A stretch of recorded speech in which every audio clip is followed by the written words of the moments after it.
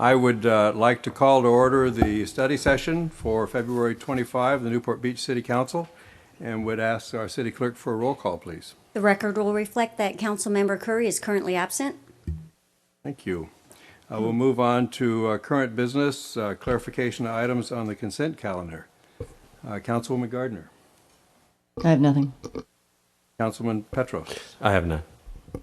Tillage. I have none. Councilwoman Daigle. I have none.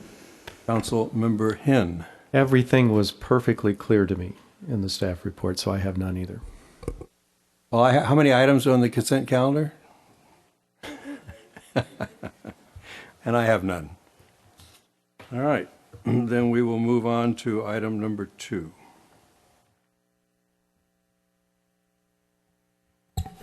So Pat Thomas, the Deputy Public Works Director, is going to make the introduction here. Thank you, Dave, and Council. Well, I'm going to introduce to you Jennifer Vaughn from the Southern California Gas Company to explain to you a project that they're implementing throughout their entire service area to basically automate their meter reading. They're implementing a network that will allow them to read all their meters remotely. It does involve installation of some facilities within our right-of-way primarily, and we've been working with the gas company on the issues associated with that. So I'm going to turn over the presentation to Jennifer from Southern California Gas.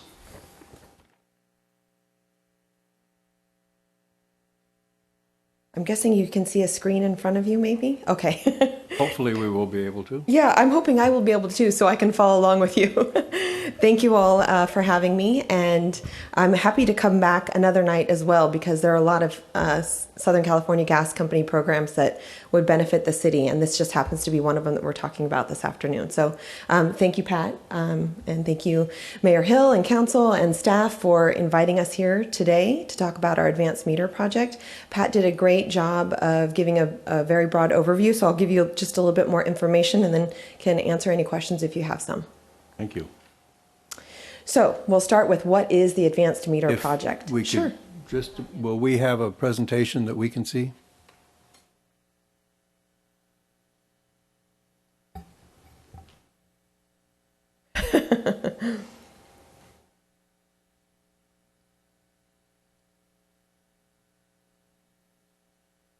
Is it showing up? Talk amongst yourselves.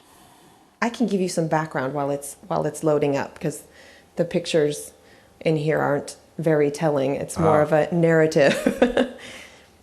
We have a presentation. All right. So the Advanced Meter Project has been approved. It's been almost 4 years ago now by the Public Utilities Commission. It's a $1 billion project that will, as Pat mentioned, automate our meters. And your customers or residents of Newport Beach, and actually all through our service territory, will be able to access their gas usage on a next day basis. So it'll provide a more frequent and detailed analysis of what you're using on your gas, and you can change your behavior if you notice that it's higher than you'd like it to be. The good news about this project also is that our own employees are the ones that are changing out. We're not changing the meters, but adding the radio installation to our meters. In fact, just yesterday, we opened the warehouse in Anaheim where the installation of those radios on all the meters are happening for the next few years. So you can see here what your monthly bill looks like now if you still get a paper bill. If not, you can go paperless. And then what is happening in the future is you'll be able to get hourly information, not until the next day, but you can be able to look at your bill and see if there's a big spike in there. Maybe you have a pool heater and something's leaking. You want to be able to see that, and you'll be able to see that on a next day basis on something like a Google interface where you can look at your bill, similar to what Edison has now. So the benefits are obviously getting that information so that you can potentially save some money.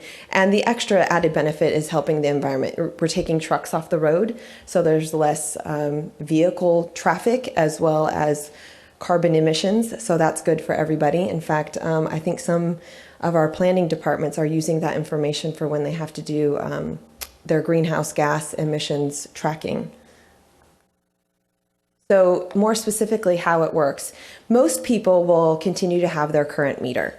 In some cases, we'll have to change them out, but most of them will stay the same. And as you can see in the picture, simply what happens is they pop off the dial and they will install a new radio at the meter, and it's battery operated with lithium batteries that don't need to be changed for 20 years. And this meter does not communicate with other meters, and it does not have the capability of shutting off your stove. So if that question comes up, a lot of times people think it's like a big brother type of tool that we would say, hey, you didn't pay your bill, we're going to shut off your gas. That's not a capability that we have, nor do we plan to have with this device. Do you have to turn off the gas to install this? No. So when we come out and do the installations, thank you for that question, you will not lose any service. It takes, we say in our talking points, about 15 minutes. It's usually even less than that. I had a question as well. Will the installation of these batteries and so forth, will that change the exterior dimension of the existing meters? No, if you look at the picture, you can see that the face of the meter is still the same. The actual, the front of it will come out a little bit further. So where the dials are, it will be pushed out maybe an inch. That was what I was getting at. I just spent $183 to have my gas meter repositioned so that I can get the new city mandated trash cans into the enclosure beside my house, and the clearance is very tight even after I had the meter changed. And I'm guessing maybe I'm not all that much alone on that issue on residents for the peninsula. So I'm going to lose an inch of clearance. Is that the deal? I will double check on the dimensions of the actual radio, and I can let you know for sure. And if that's something that becomes a problem, obviously we can work with that, the positioning of the meter if necessary. So how the information is transmitted, you'll see that we get hourly reads, and those are transmitted 4 times a day. So most of the time that radio is turned off. In actuality, it probably is on only less than 2 minutes a year. And then it transmits to the data collector unit that you see in the picture next to it, which can either be solar powered or in this case, I do believe we're working with the city to tap into, because you own your own streetlights, tap into the city's power. So you wouldn't have a solar panel. That's still being talked about. That information gets passed on to us at the gas company, and then we give that back to you either on your online account or through a mobile application. This is the part where we've been working with staff. So the picture in front of you is what one of our data collection units look like. It's essentially a streetlight pole, but instead of the Cobra head and the streetlight, you have what we have referred to as a small suitcase. It's a box that is where the data is collected with an antenna. It needs to be mounted at least 24 feet in the air, and it weighs about 55 pounds. So we have been working with staff who's been tremendous about finding what are the best locations in Newport Beach where we will have the least amount of impact to your residents. I have a question on that. I work in telecommunications throughout the region, and I'm sure if you talk to your colleagues in Malibu and Calabasas and Ventura and City of LA, these are highly controversial. And I've been at public hearings because telecom happened to get involved with this in terms of regulating boxes, and people have been complaining a lot about this.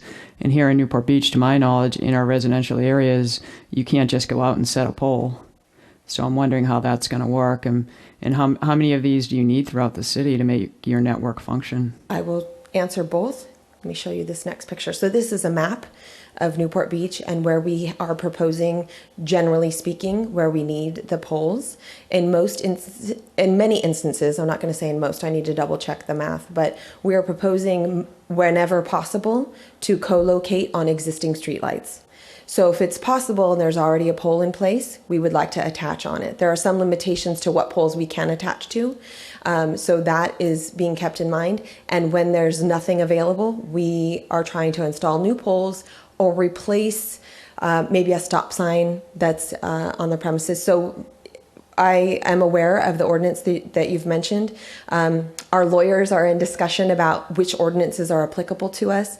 That one might be still under negotiation, but we are doing everything we can to comply with the above ground ordinance that you have, as far as working with staff and doing our due diligence and finding the best absolute locations for the city. Okay, well, I'm pretty sure that this was regulated in Ventura County. I was instrumental in getting small cell exemptions and a variety of other things for the wireless industry. And the gas company came in and just almost torpedoed the whole thing. So I'm very aware that it's an emerging issue in a lot of cities. And I don't see how you would have an exemption if you're placing something in the right of way. And will the city be getting rent from this, or how does that work? Well, currently we believe that, ordinances do apply to this matter. They've made some arguments about whether or not this falls under their franchise or not, but it's our position that the ordinance does apply, and the rent would therefore be applicable to it. But they have some proposals, I believe, that may justify an adjustment of the rent by some sharing of the technology with our water service. I don't know if that's going to be part of your presentation or not, but I think all those items are still under, negotiation, still being looked at. I appreciate that. And one final request. Most of my district has been undergrounding, and we're finishing up what was my original district. So these sites here, I'd definitely be interested in reviewing those particular applications. And, people have views of the Back Bay and so on to make sure that there's going to be no issues with these installations. Thank you.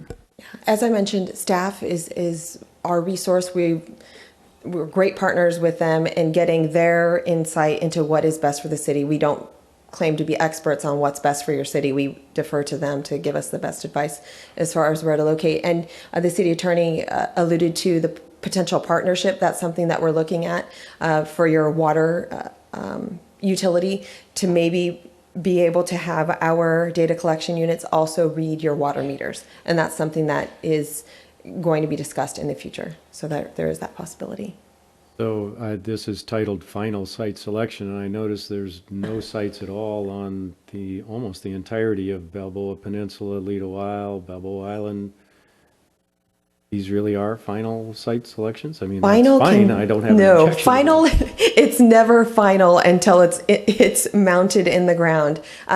We are willing and able to listen to residents' concerns and within limitations be able to cite them differently. So there's a couple of requirements when we put in the polls.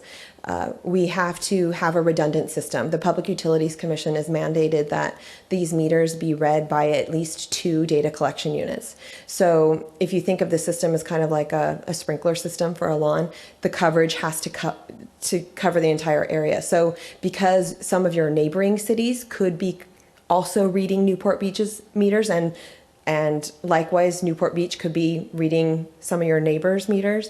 That is some of the reason that you'll see some what look like empty spots on your city, but they actually probably show up in another person's map.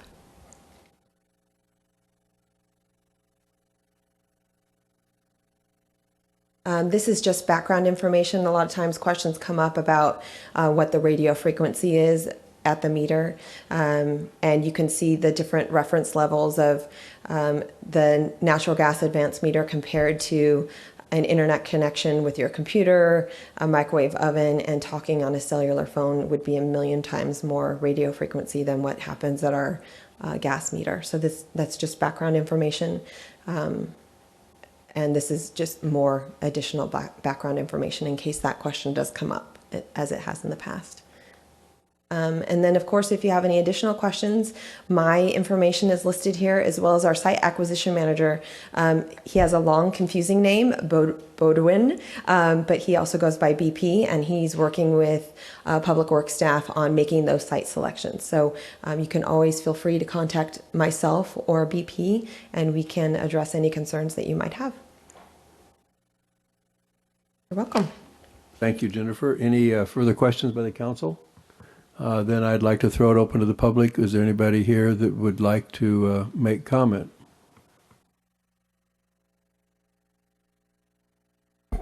Yes, Mayor, my name is George Schroeder, and I just would like to say there's one more thing I think we should take into consideration. Where I live on the peninsula, and all the people who live in Corona del Mar, life has gotten a lot better since the electric meters no longer require a meter person to come.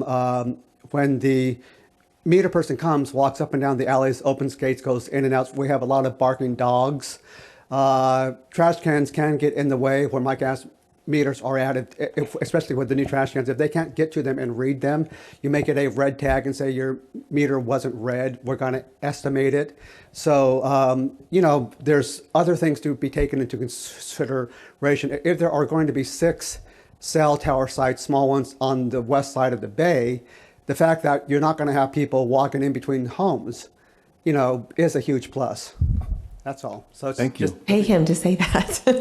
well, it's the truth. Thank you. Are there any other members of the public that would like to comment on this? Mayor Hill and members of the council, my name is Jim Mosier. Regarding the proliferation of antennas, the impetus why they're proliferating seems to be the world is going wireless with all sorts of applications. Everybody with a new wireless application seems to need their own antennas. Every private cell company seems to think they need their own antenna installations. The gas company needs their own, maybe going to share it with the water. You would think somebody should be taking a bigger global view of this and trying to share the wireless infrastructure. So for instance, these meters perhaps could be read through the existing cell phone antennas or something of that sort. Another comment I'd like to make, Ms. Vaughn mentioned one of the environmental advantages of this is we would be avoiding the gas company's meter reading trucks traveling through our city. I assume those trucks already are low emission, running on natural gas. But Councilman Henn mentioned how this interfaced with our new contract with CR&R. And I think one point in which we were considering that contract that didn't really come up, but has come up in Costa Mesa, where as we speak, I think in about an hour, the sanitary district there is considering a new contract with CR&R with a separate program for picking up organic waste. In our contract with CR&R, we have our conventional waste, and then we're going to offer recycling. And instead of reducing the number of trips going through our city, that's going to actually require 2 big, hopefully natural gas running, but 2 big trash pickup trucks, twice as many miles through our city. So in that case, we're kind of negating the advantages that we're getting from this program. Thank you. Thank you. Are there any other individuals of the public that would like to speak on this topic? Any further comments by council? We thank you very much, Jennifer. We'll move on to item number 3, public peers. So Chris Miller, as well as some harbor commissioners, have the next item. I'll make sure they have some time to pull that presentation up. No, he'll be here. Thank you, Mayor Hill. My name is Chris Miller, Harbor Resources Manager. I'd like to introduce Commissioner Paul Blank, who is also accompanied by Commissioner Dave Gerling, who is on the subcommittee here, as well as Commissioners Doug West and Chairman Duncan McIntosh are here to support. Commissioner Blank has presented this presentation to the Harbor Commission a number of times in 2013 as the process was refined. And then he made the same presentation at the Tidelands Management Committee in December, who recommended that he give this presentation to the City Council. So with that, I'll turn it over to Paul. Good afternoon. It's a pleasure to be with you. I would point out that this presentation has been given previously in the form of interpretive dance. Today we have the standard PowerPoint presentation for you. Hope you appreciate that. In July of 2012, the Harbor Commission convened and set itself a series of objectives, all of which were presented to you and are ratified by you. One of those objectives read as follows: continue to evaluate the placement of existing public piers that facilitate visitor access to harbor area businesses and amenities. We were to develop recommendations for the repositioning and development of additional piers to improve visitor access. Having been assigned that that objective, Commissioner Gerling and I set about meeting that objective with the following approach. We reviewed the existing public piers. We reviewed prior efforts and progress in support of this objective. We identified what businesses and amenities boaters desire to visit, and those boaters fell in two categories. There are boaters within our harbor who are resident boaters within our harbor, and there are visiting boaters from other harbors, and you'll see a little bit later in the recommendations how those overlap. We wanted to identify where public piers or the absence thereof are limiting boater access to desired businesses and amenities, and then recommend where the city is likely to achieve the highest returns on investment in public piers. Lastly, we needed to relate those recommendations to the Harbor Area Bay Element section of the general plan and the Harbor Area Management Plan and the Tidelands Capital Infrastructure Plan. So we set about carrying out that approach and performed the following steps. We collected information on the prior efforts supporting this objective. We conducted multiple reviews of the existing public piers and patterns of use. You'll see some photographs of that in a moment. We reviewed shoreside businesses, servers, and amenities boaters wish to visit using pier, and I point out that that's P-E-E-R, harbor, and boating community member resources. We refined the objective in the following manner, and it broke down into two sections, and that is to improve the use of the existing piers to facilitate visitor access to harbor area businesses and amenities, and identify opportunities for additional piers to facilitate that visitor access. We developed the recommendations you will see shortly. We reviewed, referenced, and ensured concurrence between the recommendations and the relevant sections of the guiding documents.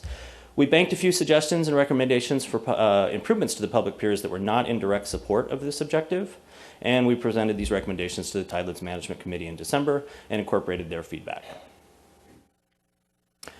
So, some observations. This is the pier at 19th Street. It's clearly one of the better used piers in the harbor. The signage is excellent. The markings on the pier for appropriate use are excellent. You can see by the number of boats docked there that it is a very popular pier.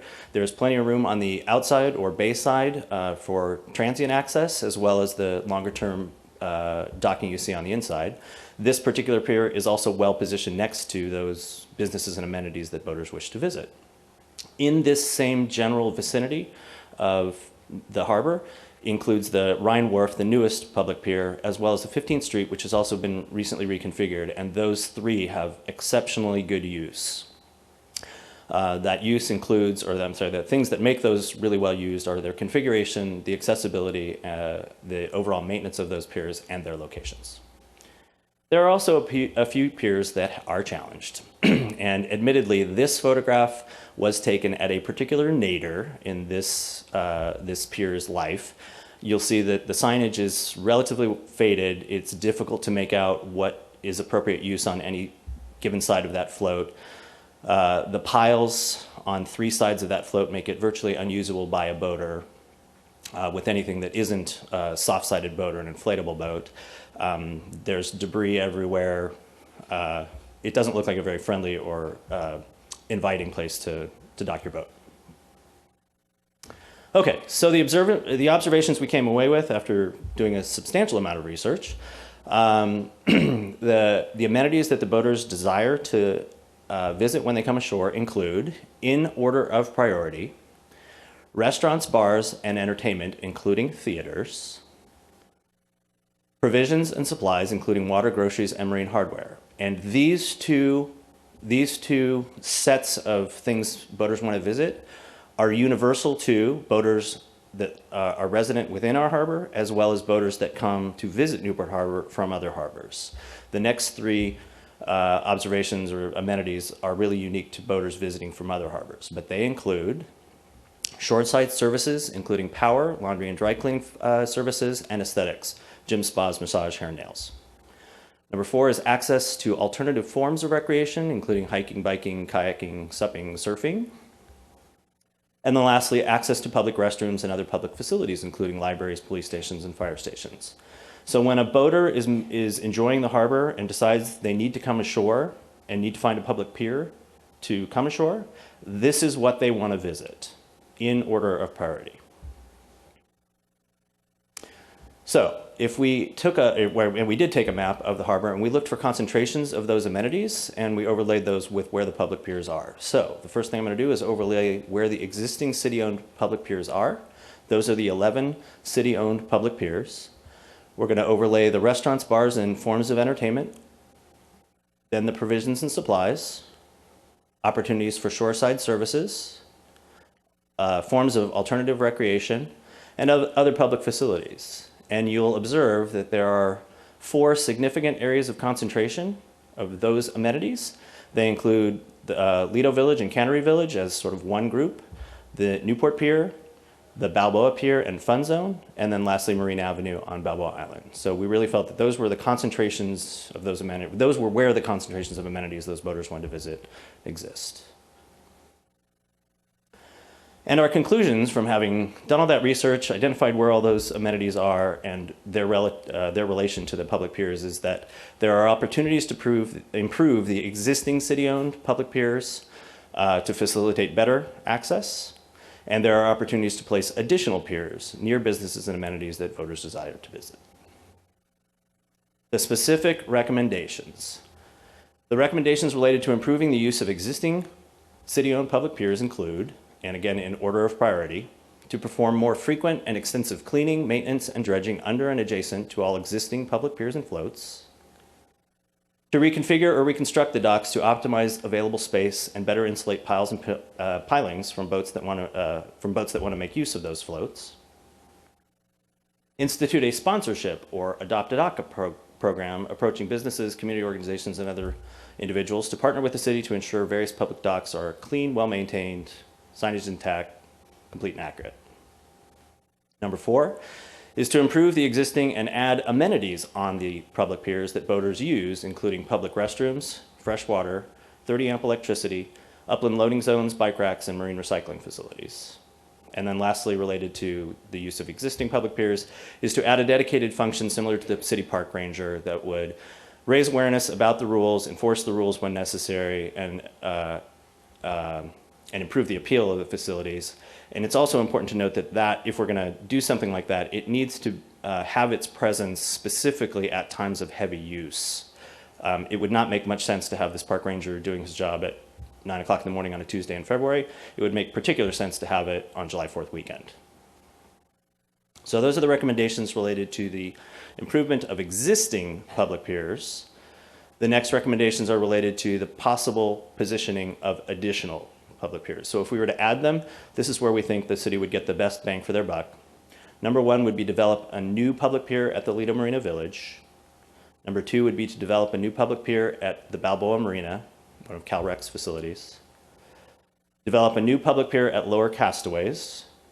Develop a new public pier at the northwest base of the Lido Isle Bridge. And lastly, to develop a new public pier with access to West Coast highways, such as at the end of the Bay Resort. If we overlay where those might be on the map, you'll see appear in red shortly how they relate to the areas of concentration. The first one there is at the end of Central Avenue, which is a city-owned street near Lido Marina Village. The next one is at the CalRec Marina, just off of Harbor Island, at the base of the Coast Highway Bridge. The next one is at Lower Castaways. The next one is at the western end of the Lido Isle Bridge. And then lastly, providing access from or to Mariners Mile across Coast Highway. I also note, and it was pointed out at the Tidelands Management Committee meeting, that there's an opportunity as Explore Ocean does its redevelopment to improve the existing public pier serving the Balboa Fun Zone. Again, an area of high concentration of amenities that boaters wish to visit. That pier could be reconfigured pretty easily.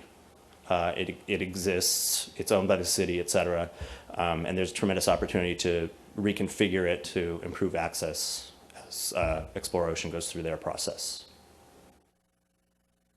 I have this promising postscript observation. This photograph was taken of our example pier, the M Street pier that was used as the challenged pier. This is as it appeared a week ago Monday on President's Day. You'll note there's a boat making use of the float. There are also fishermen on the pier and on the float happily making use, coexisting on the pier, and it was particularly neat and well kept that day. So there is hope. My great pleasure to be here with you. Any questions of Paul? Mayor Hill. Yes. I don't know if this goes to you, Chris, or to Paul. The revenues generated, the marginal increase in revenues generated by virtue of the actions that have been taken on the residential piers and other facilities in the bay. How does that compare to the costs that may be incurred for the recommendations from the Harbor Commission? Could we do everything that has been recommended within the dollars that are being collected now and anticipated into the near future? Well, I think the person most qualified to answer that would be our finance director, because he's outlined how those are to be repaid. We've since borrowed from the general fund to pay for some major dredging projects along those lines. So I guess I don't have a specific answer, but it's something that we can get back to you on. Thank you. Mayor. First of all, I think that's a terrific presentation you did, and as a Duffy owner who spends a lot of time in the harbor, I think your potential locations are virtually spot on. One of the things I'd make the observation on is on the restrooms. Seems we always have an abundance of liquid refreshment on our boats, and someone always needs to find a restroom somewhere. And so if we could, have signage for the piers so that people know where the closest restroom is, and I think that would help out a lot. One thing is on the finials. Those finials are so cool that, and we're looking at the maintenance of these public docks, we ought to be keeping them in top condition. And then all of the pilings that don't have the finials on them, we ought to be putting the finials on them. I know some of the new ones we've put in, we just have the plastic caps on them, but it seems to me we ought to put the finials on them. Not only does it look cool, but if you're out there and you're not that familiar with the harbor, it's a ready identification of where the public pier is, so you're not trying to tie up to someone's public dock or private dock or somewhere where you shouldn't be. And then the last observation I'd make, I made it at the Tidelands Management Committee meeting, is we have another public dock down on the Rhine Channel that we share with Shock Boats, and we really need to get on top of that to make sure that it's open to the public when Shock is closed for business. It's supposed to be open and available to the public in evening hours and on the weekends, and also make sure it's maintained properly and signed properly. Chris, would you like to comment on the finials? Sure, I'd love to, because it's near and dear to me. I'm doing exactly that with the finials. We have tested out our process with 2 finials, and they are beautiful. It's 100 times better than what they look like now. And I have one at my office. I'd be happy to show you. I'm working on refinishing our existing ones and doing exactly what you had suggested, replacing or adding new ones at where the white finials currently are on the rest of our piers. It's a little bit bigger of a project. It's going to take some time, but I'm well underway in figuring out costs. Mr. Mayor? And I have the funds. Yes, Councilman Henn. So I agree that this was a terrific presentation, and the issue for me is how do we best move forward with these recommendations? I know we have planning that we do on the Tidelands Infrastructure Capital Plan. We've already got lots of things to spend money on in that plan. It seems to me we need to start with a good idea of what these proposals might cost and prioritizing them. So, and then figure out a way to get them in the budget. So, can you respond to that, Chris? Mm-hmm. How are we going to go about actually making this happen? Well, I've since begun that process, and one of the things that I'm focusing on now is improving the aesthetics of our public piers, which includes new decking, new handrails, new finials. We've since instituted a program where we are cleaning them twice a week, on a Monday after the weekend and on a Friday before the weekend. We are deep cleaning them, meaning steam cleaning, and various other deep cleaning measures, quarterly or as needed. Those are some small examples. But that's going to take a lot, which we have budgeted funds to cover that. So I'm not worried about that. I think next Just year, a question. When you steam clean, is the water captured? yes, it is. We have a vendor who specializes in that. And one of the things that I might point out is you'll notice on some of the piles, they have white paint on them. And as the rollers roll up and down, it makes them look not very pretty. So we've since scraped off all that paint so it doesn't go in the water. And I think they'll look better. We're well on our way for implementing some of these things. Next year, we can start looking at reconfiguring some of the floats like we did at 15th Fernando and 19th Street and make some improvements there. That will take a lot of other engineering work, a little bit longer term. And as far as the new public piers, we are well on our way with the Irvine Company CalRec Marina partnering with the city of Newport Beach at the Balboa Marina, which is near the Coast Highway Bridge. We are going through the CEQA process right now of environmental studies. Soon that will come back to the city for an approval and concept. And then the folks at the Lido Marina Village are talking about redoing their marina. And there is a component in there for a public dock at Central Avenue. At least preliminarily, that's what I've seen. They have not officially submitted their plans to us yet. And I think Harbor Commission has a committee that's working on lower castaways and the use of lower castaways, and so maybe the planning can move forward for a public pier there.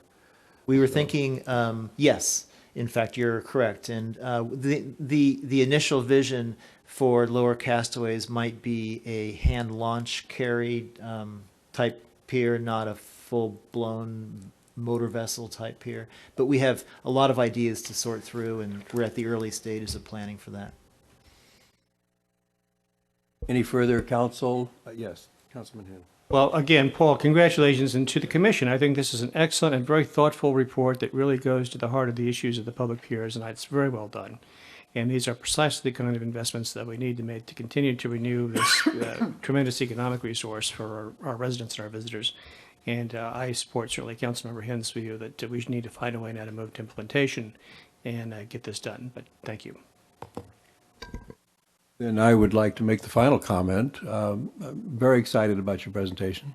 I had the opportunity of having a look at it as you were ready preparing it for the Harbor Commission, and I fully support it. Item 10 on our agenda today begins to talk about some harbor items, and I'm committed to work with the city staff to find the funding to put in at least 2 of those into process this year. So I thank you for your presentation. Any further council comments? Then I'd like to open it up to the public. Anybody from the public like to make comment on this item? Perfect presentation.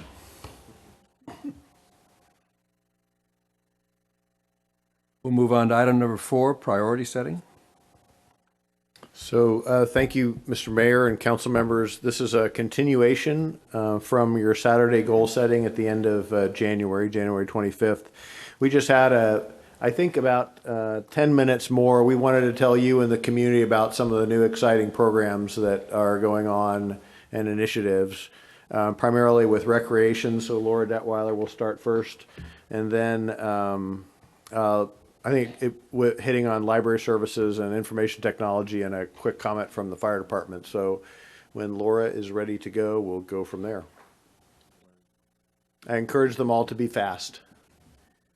You got a number of things on the agenda today.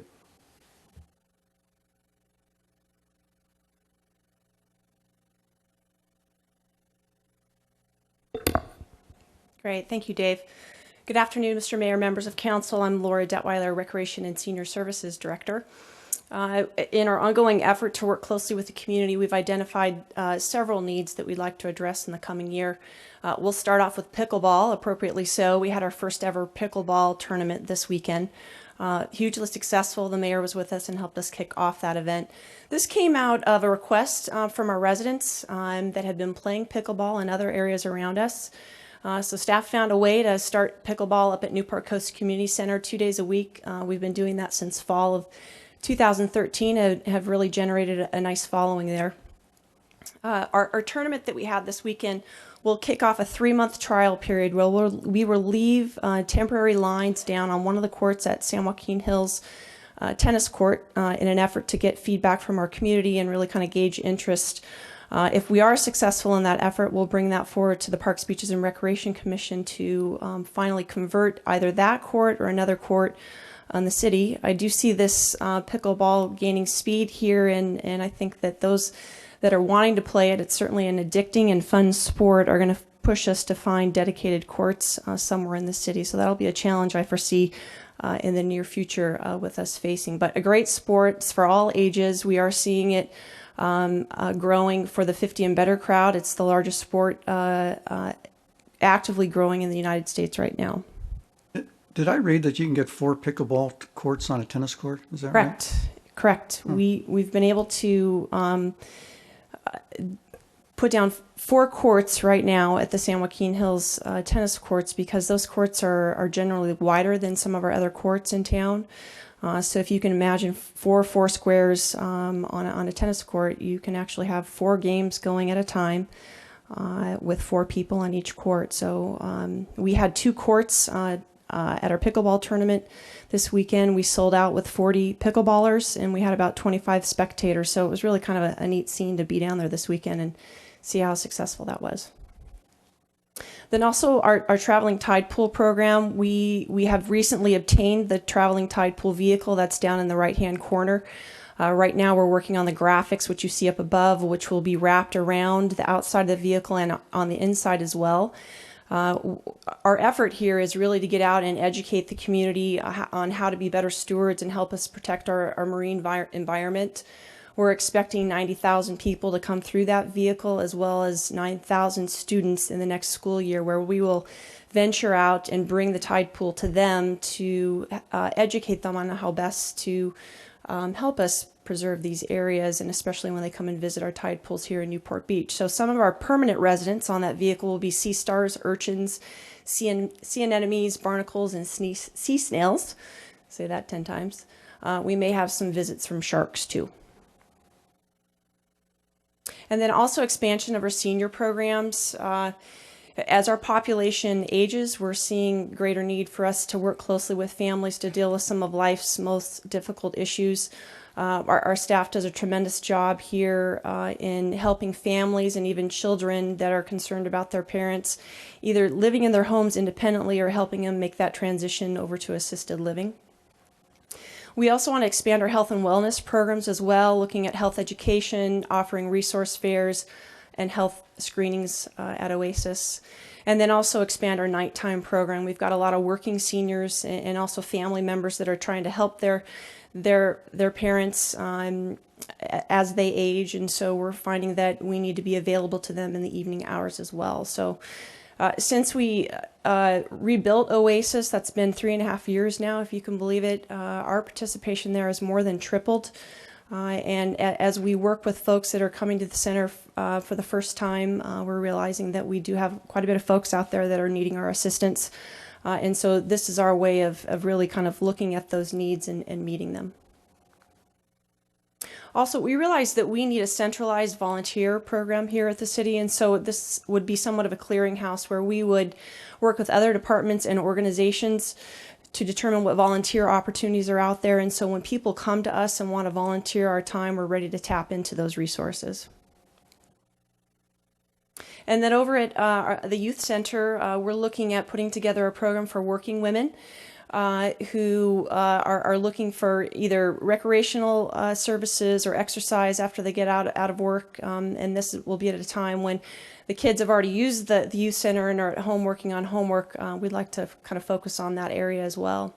We've dabbled a little bit in Friday night outs. This goes both ways. If parents want to break from their kids, they can leave them with us. Or they can join us at the youth center, and we've got some great art programs that we've put together for families and provide dinner.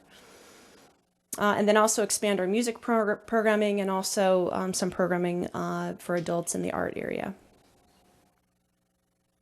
And then finally, we want to look at expanding our community-based special events. These are small-scale special events. We did find some cost savings this year, and we were able to do a breakfast with Santa for the preschoolers That was a great hit. We also want to replicate what Councilmember Petros did over at Cliff Drive Park with Hootenanny in the Heights. We're looking at doing a similar event over at Santa Ana Heights and then also on the peninsula as well, just to make sure that we're getting out in the community. We've got great coverage, allowing the community to interact with staff, the council, and our commissioners as well. And then also looking at adding some movies in the park over at the youth center. We did that when we reopened that facility, and that was a great event for families to just walk over to the park and have a movie in the park. So with that, unless you have any questions for me, I will hand it over to Fire. Yes. Questions for? I did have a couple of questions, Laura. We are blessed with a very active community, and it spans all age groups, from the young to the mature. We're home to Olympians. It's a wonderful place to be outside, and I'm wondering, given that you've parsed out very specific notions, but are you feeling the demands growing in the community for all types of sports events and recreation events? And is that going to be reflected in priority from your department? I think we do a really good job of having a pulse on what's going on in the community, and all the events that we're at. We have folks that come up to us and feel very comfortable about letting us know what they're interested in. I think our staff does a really good job reacting to that. I think in every example that we have either renovated or added a new facility, we've seen instant success, and the demand is there, and we see every room filled, the parking lots are filled. We're always trying to find other venues in order to expand and diversify our programming. So to answer your questions, yes, I think the need is there, and it continues to grow. And with that, we have started to conceive of, I have started to conceive of gaining momentum on a West Side Community Center. And so I know that you and I have talked. I would just invite my colleagues as we embark on this year to really focus on the needs of the community in total, but also for those areas that don't have the facilities that some of our neighbors may, and really focus on a West Side Community Center for the people of Newport Beach. It's interesting that you bring that up. When we did the groundbreaking for Marina Park, I had a group of ladies that came up to me and asked me about another fitness center like the one at Oasis. And I did let them know that we were looking into an additional facility that would really focus on health and wellness, and that would have something like that on the west side of town. And I think there's our community is very educated when it comes to the importance of health and wellness, and they're continually to seek out those types of opportunities. Mayor? Yes. Yeah, Councilman Petros, you're right on the community center. We just need to decide on a site and get moving on it. Right. I mean, we've been trying to do this for the last 3 or 4 years now. Just seem to be moving all over the place. We just need to land on a site and get going with it. And I think that you'll see something very shortly from us, where maybe we can get the momentum of the council on that. Thank you. Thank you. So next up is Chief Poster, and Chief Poster is going to talk to you a little bit, it's one slide to talk a little about improvements to our paramedic program, our kind of community paramedicine. So that.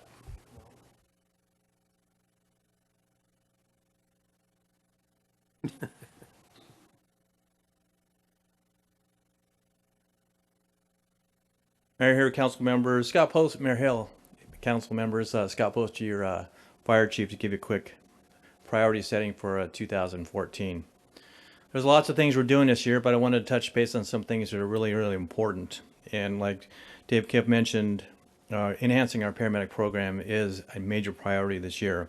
But first and foremost, I want you to know that we're going to continue the highest standard of customer service our residents and visitors expect through a professional rescue, medical, fire suppression, and community programs like our Unparalleled CERT program and our Junior Lifeguard program. That's continuing. On the slide you see is 8 fire stations. We have paramedic rescue ambulances at our Newport Center Station and Lido Station. That is the 2 paramedics in the van. And we have added a paramedic assessment unit on the peninsula this year in Fire Station 1. So now we have 3 paramedic assessment units, which is one paramedic, a captain, and a firefighter to deliver ALS intervention quickly to people. This year, we are expanding the paramedic coverage to all fire stations. We should have a paramedic in every fire station by the end of 2014 as a goal. It's a challenge to get the paramedics and get them through training, but with your support and the support of Dave Kiff, we think we can make that happen. And that's definitely something we want to put out on the street, because what we do, and oftentimes you hear about statistics, but a statistic that we're very proud of is an ALS intervention. When you get to a person who has a heart attack, to the cath time. Hard for a firefighter to say, paramedic response to a cath lab. That is a key point for us to get that time down. The faster we get a person to a cath lab, the better they are for a STEMI, which is a heart attack. Also, our stroke center. The faster we get to a patient and get them to the stroke center, the better they're going to be. So we gear up on those response times to try to lower those, and we will. By putting paramedics in all of our stations, we should lower our response times. We're up to 2, possibly 3 minutes from arrival times. We're going to continue that dynamic staffing model with the support of the NBFA for our surge ambulances. Nobody else does that in California. We're the only department that puts an empty ambulance, a reserve apparatus at a fire station, and leaves it there until we need it, and grab a body from another resource and put it on that ambulance and put it in service when needed, only when needed. It's a marvelous program. Went out 223 times last year, and we're going to continue that in 2014. We're refining our active shooter program with the NBPD. So with an NBPD goes into an active shooter situation, our paramedics will be right behind them. They're working together for that support as well with all the fire departments in Orange County and police departments. We're one of 3 departments in the OCEMS Community Paramedic Program. The Community Paramedic Program currently in process to explore alternative destinations for non-acute patients. So when we go to a patient, and it's going to be starting at the end of summer, who doesn't need to go to the emergency department, we're looking at taking them to a clinic where they get faster, more appropriate treatment for that person. There's us and UCLA are the only 2 places in California doing that particular alternative destination, and we're working hard to make that happen, and we should push that off in 2014. Next Monday, on March 3rd, we're going live with Pulse Point. Councilwoman Daigle mentioned at last council meeting, but it's going live. It's on your app now. You can download it on either on an Android or an iPhone, and it tells you all the responses that are going on in the fire department. And if you happen to be CPR trained and logged into the system, it'll tell you where somebody in your proximity who's having a cardiac arrest is, so you can assist if you're trained. So if I just happen to be in a community center and someone's having a heart attack, my phone's going to go off, and I'll be able to provide service before anyone gets there, before the 911 responders get there, to start that type of advanced life support. Very exciting program starting on the 3rd. We're continuing integration of our marine operations. In marine operations, they're not just out on the beach, they're doing all of our apparatus, facility maintenance, disaster preparedness, and now they're dealing with the EOC. So we're expanding our integration of marine operations, the lifeguard division, into the fire department. That will continue in 2014. Also, we partnered with Visit Newport Beach, and we've already begun training, ambassador training, similar to what the police department had, to 200 lifeguards. All of our seasonals will be trained as ambassadors for the city. That has started and will be finished in June. Before summer kicks off, they'll all be trained and ready for this season. And we actually touch base with 160,000 people each year where we're actually talking to each one on the beach. So that ambassador training will help us convey the message of the city to 160,000 people every year over that. And we've also are completing our evaluation. Our consultant, ESCI, has gone through a very thorough evaluation of the department, and that should be coming to you in March or April. We're just finishing up the drafts right now. And the goal, our major goal in this thing, is to reduce response times, look at where our resources are, look at any type of allocation and efficiencies we can look from this report. So that report is very comprehensive, and that should be out to the city manager and to council within the next 6 weeks. And those are the goals we have for 2014. Are any questions? Any questions, Chief Poster? Chief Poster, thank you for all the exciting plans you have for 2014. And as noticed on item 14, purchasing some radios for marine safety, What's the state of our public safety communications? Are you looking at any enhancements in terms of transportation or otherwise to our system? Transportation. Yeah, so for example, will there be any videos in ambulances or anything like that? Well, right now, Councilwoman Daigle, I know that you're involved with, radios and the way the different broadband systems. Newport Beach in this particular area is not into the broadband systems yet. We're enhancing our existing infrastructure. So the County of Orange is changing the infrastructure to meet with outdated equipment by 2018. So what you're seeing now slowly and have been over the last couple of years is a migration of newer equipment that's basically replacing the older equipment. As far as utilizing new technologies for in-ambulance videos, and those advanced technologies, we're not there yet. And that's places that we can explore in the future. But that is something to look into. But currently, what you're seeing on the agenda is replacing our legacy systems. Right. Well, I know from LA County you're a real expert in that area, so thank you. Further Mayor? questions? Yes, I have a question. Councilman Sellers. Chief, looking at your map that's on the screen with the fire station locations, if I remember correctly from the Banning Ranch studies, it seems like we have the west side of town pretty well covered with the stations and response times and so forth. But it seems to me that one of your predecessors, don't remember who, had done some studies in the Newport coast area, and we had a problem in the upper portions of Crystal Cove. And do we still have that problem? And if not, what's the long-range plan there? The report that you're about to see, when it's released in about 6 weeks or less, has a clear depiction of where the gaps are in service coverage. In the draft report that I've been able to see, there is an area of down coast that we have some recommendations for, as well as some other areas within the city itself. It's a little premature to be actually releasing that information because it hasn't been refined yet, but it will be identified in the report. I'll be looking forward for it. Any further questions? Thank you, Chief. Any public comments on this topic? Anyone like to comment from the public? Remember, we have a couple more presentations if you wanted to do it. I'm each one, sorry. you're welcome to. But next up, I think, is Tim Heatherton on Library Services. Good afternoon, Mayor Hill and members of the council. I'm Tim Heatherton of the library. Thanks, Laura. Fire and rec is a hard act to follow, but follow I shall. The library is the cultural, educational, informational heart of the city. We remain at the forefront of cultural enrichment, self-directed learning, and information provision, both formal and informal, for all ages across all populations. And we have the materials, the tools, and services that are necessary to support and engage our diverse community.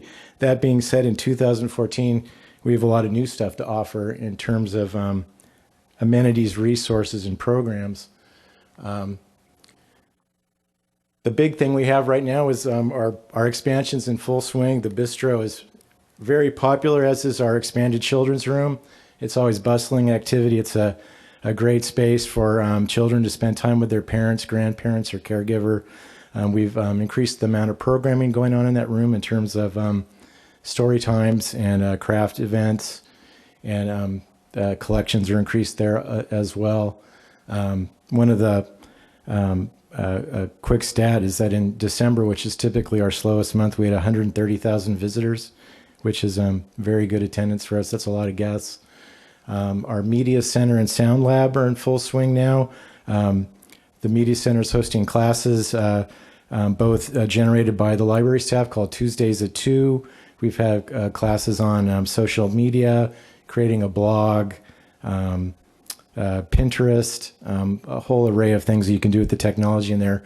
Our sound lab, that should launch in the next few weeks. It's a fully equipped recording studio, top of the line, state-of-the-art equipment in there. We have a passport service now that we inherited from the clerk's office. That's by appointment.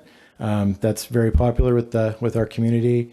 We're now offering a concierge service at the Oasis Senior Center. So someone can use the Oasis facility, place holds on materials, have them delivered there, and they can return their materials there as well. Very similar to the service we offer at Newport Coast. We have RFID coding now. which is a great resource for inventory and security. It also expedites our self-check function where people can check out their materials rather quickly. They place a stack on the reader, it reads it like that, and they're out the door. As always, our print and digital collections are expanding. We're buying as much books as we are ebooks. Both collections are extremely popular. Our website, which we call our virtual branch, allows customers to access their accounts, renew items, place holds, pay fines, create reading lists. They can also access databases, download ebooks, download audiobooks, and use our new magazine ebook function called Zinio, which is rather popular. We're circulating Barnes & Noble Nooks now with preloaded with bestsellers. We also are circulating Nooks that are geared towards the local schools with a collection called the Electronic Bookshelf, which is the books the kids have to read at CDM in Newport Harbor. They're all loaded onto an e-reader. It's really convenient for them and for us. We circulate iPads at the Central Library, in the children's room at the Central Library, and at the Mariners branch. New online databases. We have full text, full photographs of National Geographic. We're offering a database now called Universal Class, where the user can earn CEUs in an array of topics from business plans to dog grooming to cosmetology to home wiring. It's amazing. Same thing, we have another database called Rocket Languages, where it's very similar to the Rosetta Stone software, where you can access that from your home or office and learn a language. Lots of self-directed learning opportunities. Another database that we're offering in the Media Lab is lynda.com. Over 1,300 courses on computer software and applications. Just an excellent resource that's available in our Media Lab. In terms of programs, as I mentioned, Tuesdays at 2, in partnership with our Recreation Department, we have contract instructors who will be teaching Photoshop and video editing classes in the Media Center. On the cultural arts front, we have the 50th annual Newport Beach Art Show, which is this year is going to be held in the new community room and on the Civic Green. We're going to really expand things. We changed it up a lot, so that'll be an interesting thing coming down the line in June. We have the Making Memory series, which is a foundation-sponsored children's series. They had filmmaking, cooking, and in May, they're having an inaugural event called the Bunny Festival, which is going to be story times, crafts, a scavenger hunt, and most likely actors from South Coast Rep in costume as characters from Through the Looking Glass by Lewis Carroll, which should be pretty fun. And in September, the inaugural kickoff of the sculpture exhibition, which gives the residents of our city and people from the outside just another option in the city that's full of options. And with that, I'd be happy to answer any questions. Mr. Mayor. Yes. Tim, excellent presentation. You know, we've occasionally come in from criticism for some people who don't believe we needed the new library expansion or the other amenities here in the Civic Center, the additional parking for the library, the Civic Green, the community room, et cetera. How important has the library expansion been to the ability to provide these kinds of services to the 1 million+ people a year who use the Central Library? Well, you know, it's an outstanding, a great amenity, but on a real basic level, it would be silly not to have a gateway to the Civic Center from the library when you're doing all that construction there. And then, you know, most modern libraries have a cafe function. They're offering amenities other than just offering books and programming. I feel we're doing that with our Media Lab and the recording studio. And then sort of the unsung jewel of that expansion is the new study areas up on the second floor, which are really well used. People seem to really understand the vibe there, where they go in there with their study materials or their devices, and they kind of quietly use those cubicles in a really beautiful, peaceful environment that I feel like you can't even put a price tag on that in this day and age. So it's a traditional library service, but it's also done in the Newport Beach way, which I think people really appreciate. Any further questions? Council?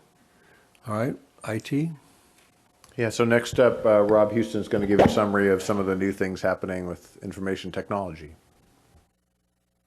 Thank you, Mayor, council members. The area of IT is really seen as a support for all the great services we've already heard about tonight. There's a lot going on in the city, and there's a lot of support that's needed. IT, as we all know, can be pretty overwhelming with all the gadgets and new things that you can get yourself involved with.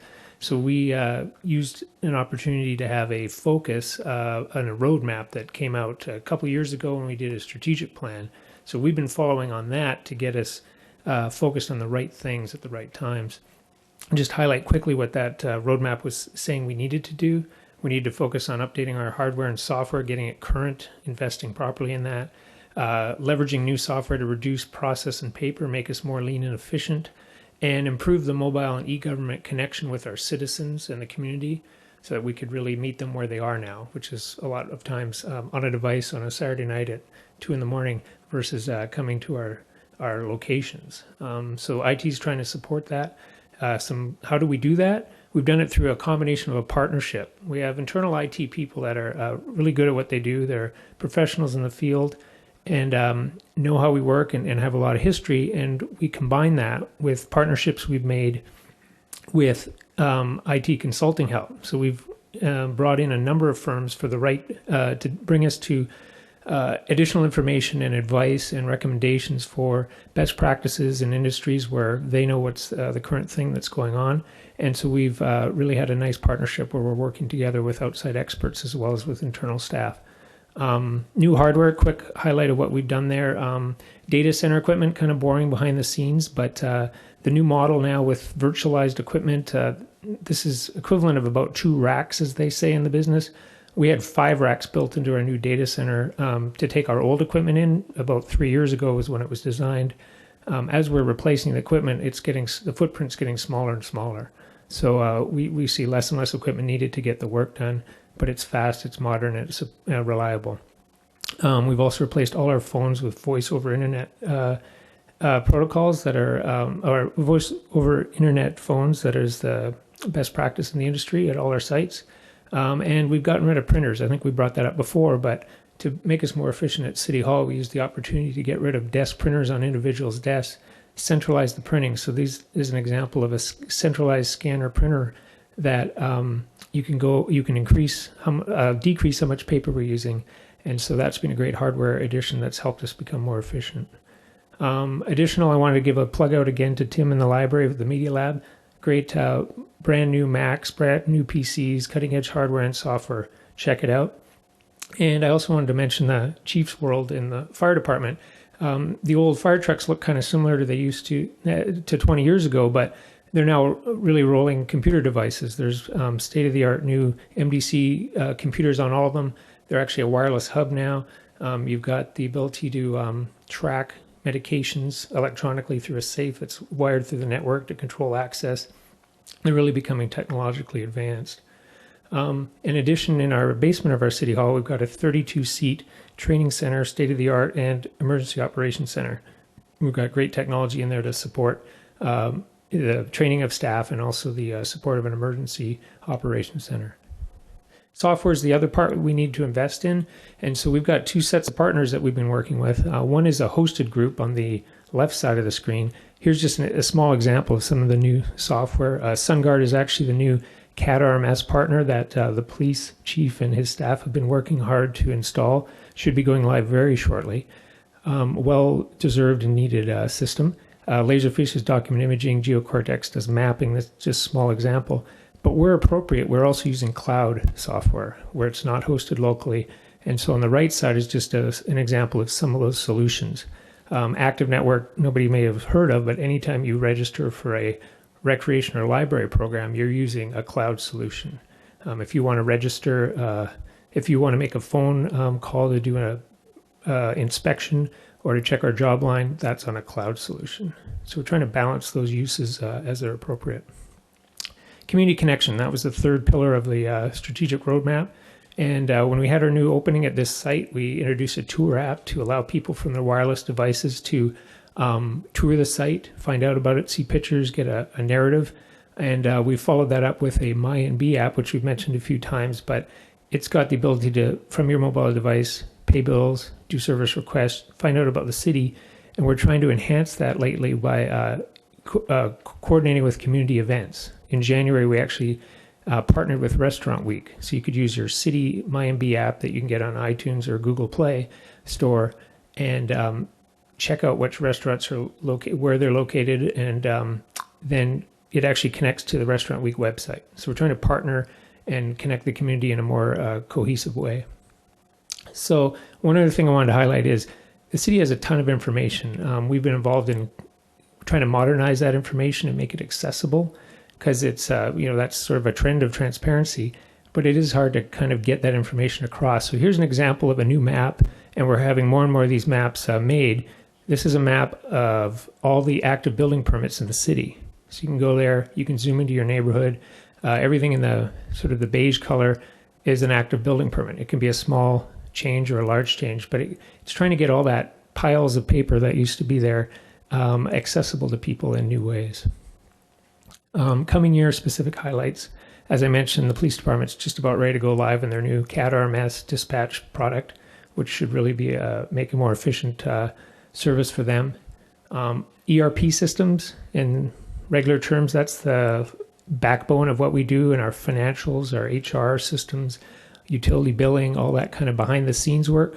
We're just in contract negotiations now. Hope to come to council very soon with that project. That should really help modernize our ability to process all the behind the scenes transactions. We're also getting the modern technology in the hands of even the people in the ditches, as they say. Utility staff out in the field currently use big paper static maps when they need to try to figure out where the water valves are, where the pipes are in the ground when something's leaking. And we're testing tablets so they can actually zoom in, check layers, get the right information in their hands when they have to make a fast decision. This is the first agenda actually before you that went paperless. We're testing a new system to create all the reports, run them through the city without paper. It's in the testing phase. We're working through the bugs, but we're attempting to modernize that system too. Tim's library backbone systems, this year we should be looking at a new product for them. And we're going to have a test later this year for starting some electronic permit submittals where you can be at home to do your permit submittal, don't have to come in. So look forward to those tests as well as many other things. Thank you. We talked about, thank you, Rob. I appreciate that presentation. We talked last time a little bit about something that's going on in municipal operations. I'm going to jump to that. And maybe if you could click the next slide for me, Rob, then Mike doesn't have to come up. Just mentioning to you that we are working on a refresh of some of our older parks. And the first one in the docket is Cliff Drive Park. And Councilmember Petros has been working closely on that, as has a community group, which has been a lot of fun to get the community engaged on whether I put before and after, and the after is really just a maybe because the community has wanted to get a lot more involved in what that park might look like. So we're working closely with volunteer architects, landscape designers, our own team in MOD. There's a community meeting on March 8th, next Saturday at 9 o'clock out at Cliff Drive Park. So if anybody wants to join us and look at some design concepts, that's kind of where that's going. So I just want to let the council and the community know that we're up to that. With that, that's the end of our presentation and our priority setting. Just as a reminder, there is a priority setting agenda item on tonight's meeting, which would in effect bless what you talked about on Saturday, the 25th, as well as tonight. So thank you. Thank you. I'd like to make a comment backing back up to IT for a moment. Just to acknowledge that the council is on behalf of the council, I'm very pleased with the staff's moving forward on a very dedicated effort in stepping up our IT. That decision was made 2 years ago, I think, maybe 3 years ago, and the implementation of that continues. That is really part of the backbone, no pun intended, I guess, of our smarter, faster, and smaller city organization, and is a very important part of being able to do more high quality with fewer staff than we've had 100 fewer than 4 and 5 years ago. So very important and very impressive. Any further comments on the city presentation by council? Well, just on the refreshing of the older parks, One of the things that I've always been concerned about is the medians in the city, and I know that we were doing some work on Harbor Island Drive, and I drove down the street and saw all the bowmanite being ripped up and everything, and so I jumped on the phone and called the maintenance and the public works folks up and found out they were way ahead of me on what I was thinking, that they're actually looking at doing the same kind of program in the medians, that as we go in and redo the medians, putting in drought tolerant plants and better irrigation systems, getting rid of the hard surfaces which cause more runoff and diminish our water quality. So we're really getting ahead of the curve on that aspect of it too, as well as the parks. Yeah, at the coast, I still call it the Coastal Bay Water Quality Committee. But at our last meeting, we had a presentation on, and the committee will be working on prioritizing medians, which are where we get our biggest bang for our buck, and doing just that. So, Any further council comments? Then I'll open it up to the public. Any public comments on the priority setting presentation by the city?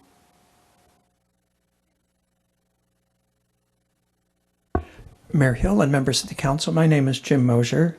It's good to hear about all the good and fun things that will be coming up in the coming year. But since all good and fun things cost money, it would, as the city manager alluded to, be good to know that they are indeed the things that the community wants. In some cases, the city charter specifies specific bodies that are appointed by you but independent, that provide extra eyes and oversight to ensure the services are indeed what the citizens want their taxpayers, what their tax dollars spent on. For the library, we have the library trustees. For recreation and part of the municipal operations, we have the Parks, Beaches, and Recreation Commission, although surprisingly few of the initiatives that you've seen here have actually been vetted or screened by them or were in the past.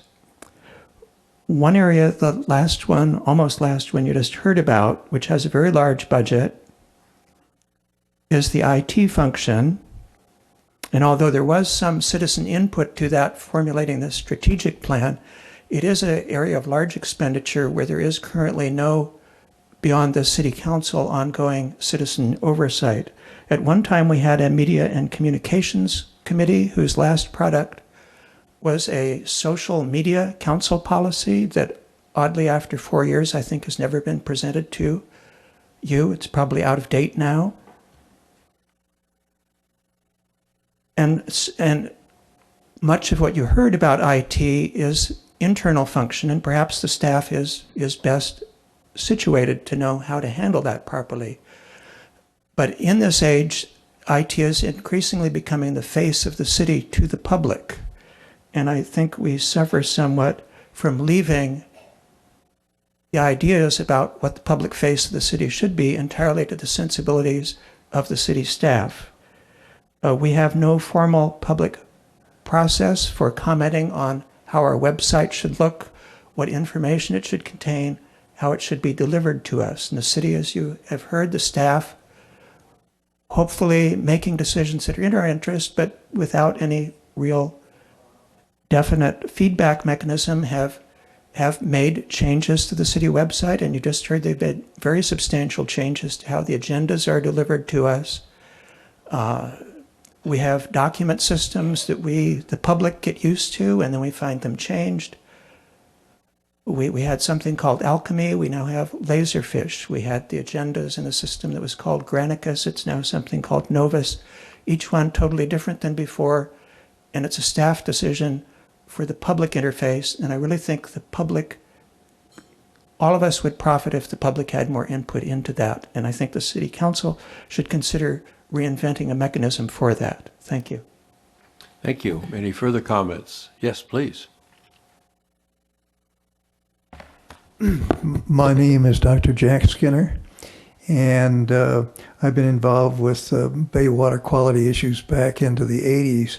And it was my understanding that there was going to be a brief discussion on supplying moorings in the lower bay with electricity and water. These were out on the moorings.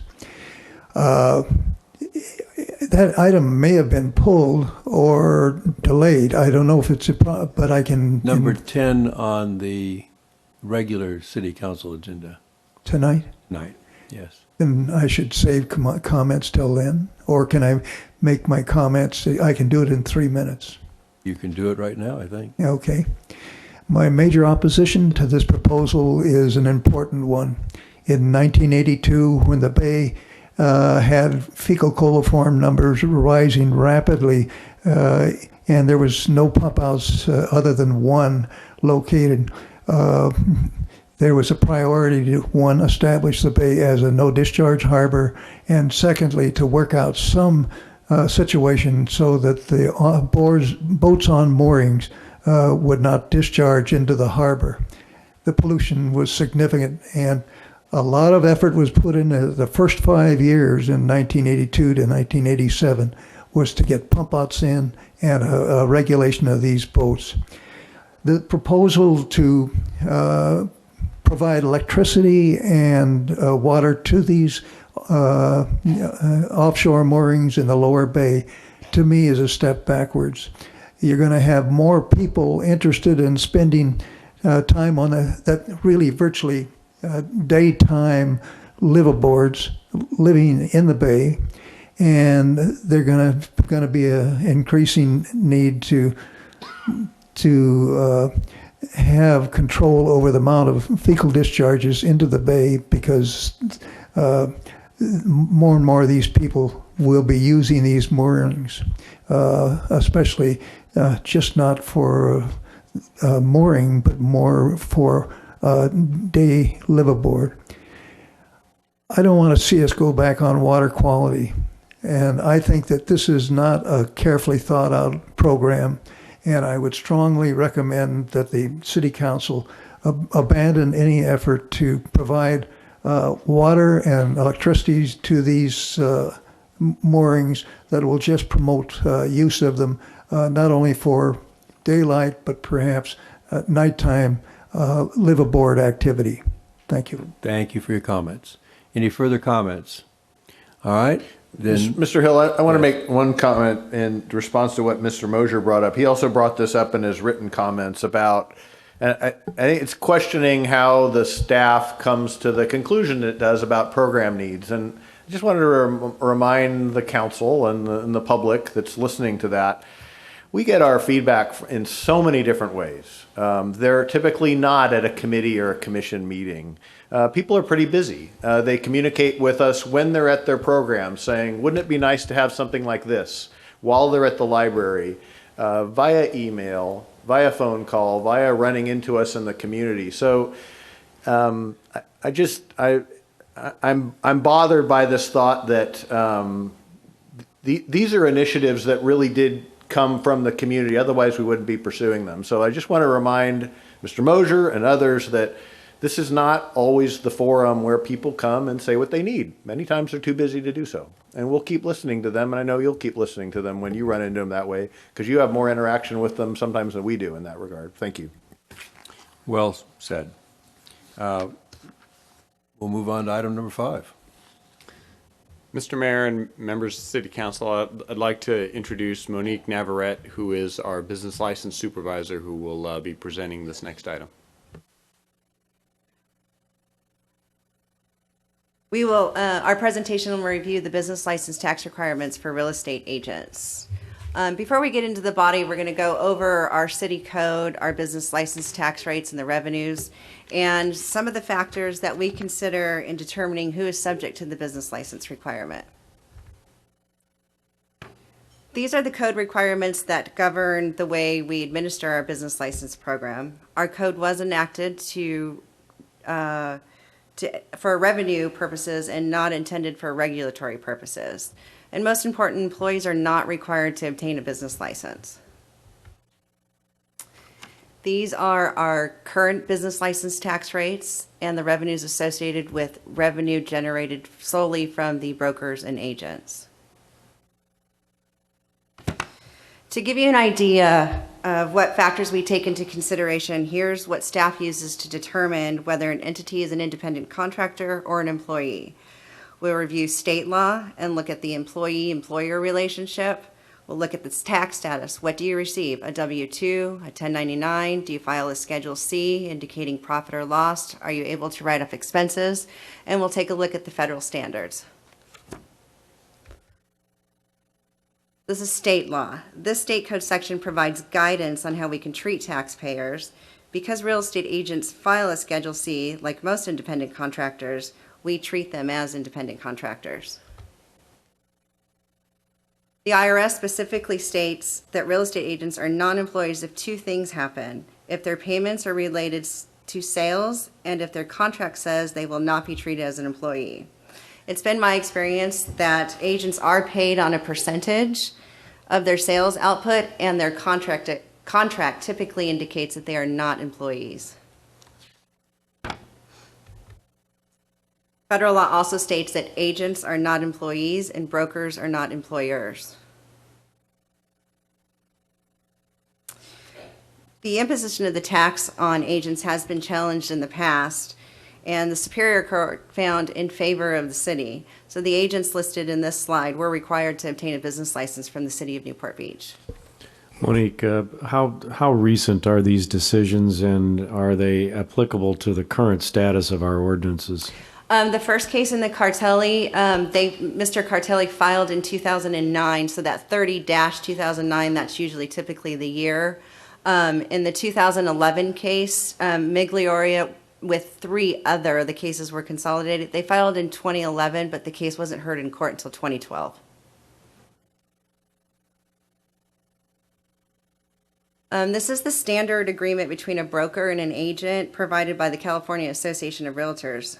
Agents ask us if workers' comp makes them employees, and the answer is no, as explicitly outlined in their legally binding contract. In Newport Beach, we have quite a few independent contractors. We have the cosmetologists, the landscapers, the construction industry, the healthcare industry, our massage therapists. And here's a survey we conducted, and a survey that was provided to Tustin on how cities treat real estate agents. And as we can see here, most cities treat them as independent contractors.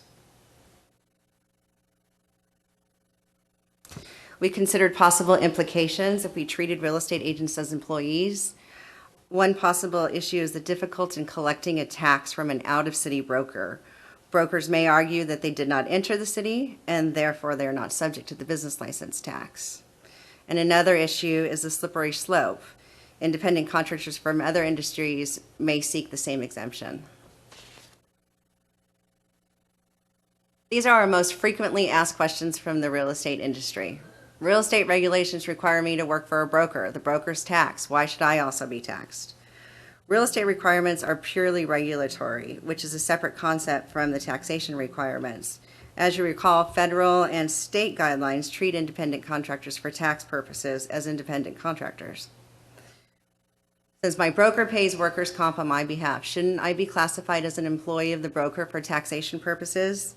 Well, pursuant to the boilerplate agreement that we showed you in an earlier slide, the broker and agent explicitly states that workers' comp does not create an inference of employment.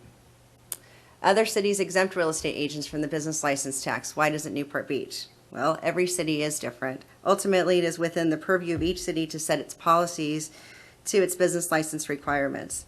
The city's policy has been to impose a business license on all independent contractors and to treat real estate agents as independent contractors. And that concludes our presentations. I'll be happy to answer any questions. Thank you.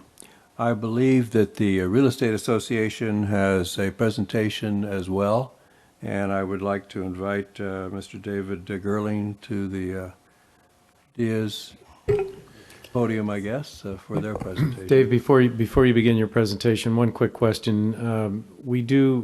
We have a tax here that applies to the individual salespersons and brokers, but do we not also apply a tax to the broker of record that these people work for?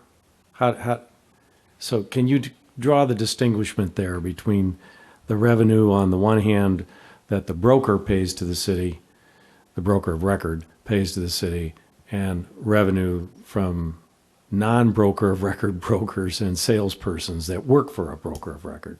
The slide that indicated the revenue that we derive from the real estate industry, it's not broken out per broker, per agent. We're required to give them what we call an SIC, a standard industrial code, and that is very specific. It just says real estate. So we can't determine what is derived just from an agent or what's derived from just from a broker.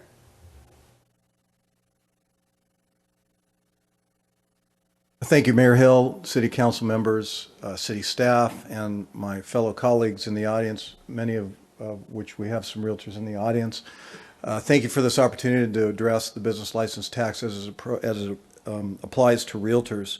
I'm here to state the position of the business license tax that the Newport Beach Association of Realtors takes. I'm a current member of the board, and I speak on behalf of the Newport Beach Association of Realtors. One note is that I did distribute a hard copy of my presentation, if you may have it in front of you. And there's also a letter in there from an attorney, Tom Jacobson. The letter was written on July 7, 2008. The letter was presented to the Huntington Beach City Council on July 7, 2008, and was used, I think, in a deliberation that they made when they did repeal the tax back, I think, in 2008. So let me move. So the association believes that the business license tax as currently applied to real estate agents working for a broker of record in Newport Beach should be eliminated because agents are not true independent contractors. So what I'm going to do is share 10 points with you that come from the letter I referenced by Tom Jacobson as to why we think, points that we think make us not true independent contractors and thus support the elimination of the business license tax. Number one, the Bureau of Real Estate, BRE, requires that licensees affiliated with a particular broker must be fully supervised in all activities. And I've referenced in 6 of the 10 points, there are either legal opinions or code that support these points. And in this case, the California Business and Professions Code. Number 2, listings belong to the broker of record. Now, if an agent leaves to another firm, any active listings stay with that broker of record. So listings don't transfer to another firm when they transfer. Number 3, acts of the agent must be approved and authorized by the broker of record, such as advertising and marketing. We're not at liberty to go out with our own marketing, our own branding and logos and things like that. We must adhere to our broker of record and what they deem appropriate. As with any employer, the broker of record is responsible for all acts and omissions of the agent. Number 4, brokers of record are required to carry workers' compensation insurance for agents. We've talked about it. It's probably the point that comes up the most when you talk about reclassifying agents as employees. But for purposes of workman's comp, we are considered to be employees. And so that's an important point. It's not that we are filing as employees, but we're classified as employees for purposes of workers' compensation. Number 5, commissions on transactions are paid to the broker of record with the split payable to the agent. With the split payable to the agent, a matter of agreement in the broker with the broker of record. So what that means is we enter into a contract and we have a split that's agreed to as part of that agreement. It varies from agent to agent. Let me also note something about this. The state of California has taken the position that they can take jurisdiction over commission disputes between brokers of records and agents in the same manner as an employee complaining about a compensation issue. And that's referenced in Resnick versus Anderson and Miles. Again, all this is in the letter that I've submitted to you for the record. Number 6, agents are not able to function as an independent business and must hang their license with a broker of record. So you can't go out as an individual agent and start your own business. You have to be affiliated with a broker of record. Number 7, errors and omissions, which is very, very important to any agent that's doing business, is carried through the broker of record, and insurance carriers will not write for individual agents.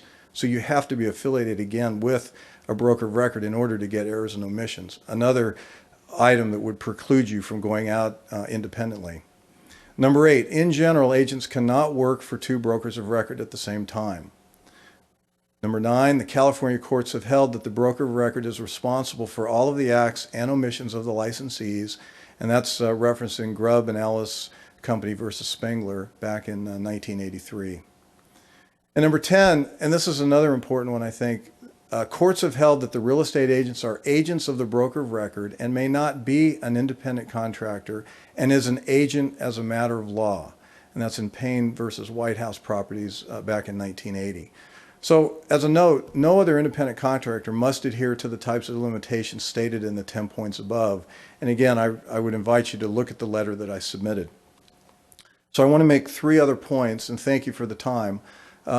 There is a precedent, and this was in the previous presentation, there is a precedent where many other cities in Orange County have eliminated or reduced the business license tax. Huntington Beach, Anaheim, Tustin, and Orange being the biggest and probably most prominent. Cities that have eliminated the business license tax do not appear to have had a flood of independent contractors requesting similar treatment. And I would suggest that most, if not all, of the cities that have revisited this have repealed it. And I would invite the council to substantiate that, but I think every city that has revisited this item has repealed it. The real estate industry and the IRS, a little background here as to why we're categorized as independent contractors. The real estate industry and the IRS determined that real estate agents report income as independent contractors by submitting a Schedule C. This is due to the unpredictability and the irregularity of the receipt of income and the irregularity of business expenses, which has mostly to do with the issue of fluctuating withholdings. It would be impossible to determine withholdings if we weren't able to file as independent contractors. And the final point I want to make, and this is one that is an issue that the City Council will have to address, is if real estate agents were to be exempted from the city's business license requirements, one concern is that Newport Beach could face challenges from other types of independent contractors seeking a similar exemption. We believe this concern is unfounded. Other independent contractors do not have the same restrictions placed on their state license that prevent them from acting as independent contractors as we do as real estate agents. That concludes my remarks. I have a question. Thank you. Is this a matter of principle? I think it is. It's not I don't think it's the amount of money. I think it is. It's just, it's a tax that we think is unfairly levied on real estate agents.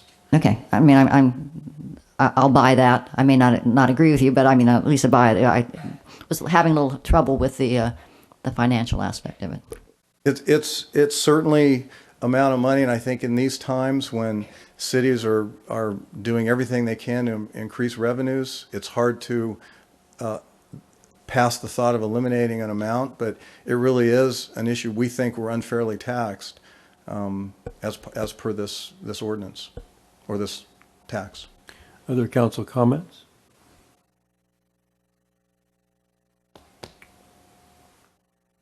Thank you, Dave, for that presentation, and staff. And I thank Councilman Selich for bringing this issue up and for putting it on the table for us to consider here. You know, whether real estate agents or independent contractors are or are not, and there's some instances where that is appropriate and some where it isn't. The issue is whether or not this should be the law that we pursue in Newport Beach. And I'm inclined to think that now is a good time for us to, at Councilman Selich's bringing this up to us, to reconsider this and to look at this and to change the way we do this. I think now is the time to where we can afford to do this. I think it's fair to do this. And I think it is appropriate for the way this industry operates in our city. And it's a key industry in our city because it drives the property growth, property value growth, and assessed valuation of a vibrant and active real estate market in Newport Beach. So I look forward to this discussion, but I am favorably disposed from what I've heard so far. Councilman Selich. Oh, thank you, Mayor. Yeah, I was the one that brought this up. I brought it up because about a year ago I saw that the city of Long Beach had eliminated the real estate or the tax for real estate agents, and it always bothered me that you could have an office of 1,000 square feet and get 10 business licenses out of it, and it just seemed to be an unfair way of taxation. And so that's why I asked to be brought up in front of the council. And then I had a meeting with the staff about 2 weeks ago, and they kind of gave me a presentation on it. And I started questioning myself at that meeting, well, why did I bring this up? Because about the only thing I could bring up was workers' comp as being an issue. So I went back and did some more research on it. It didn't take me long, about 5 minutes on the internet, to start pulling some of this stuff up on what other cities were we're doing. And I think the 10 points that were made in the Jacobson letter, I found that letter also in my research, and I think those are good points.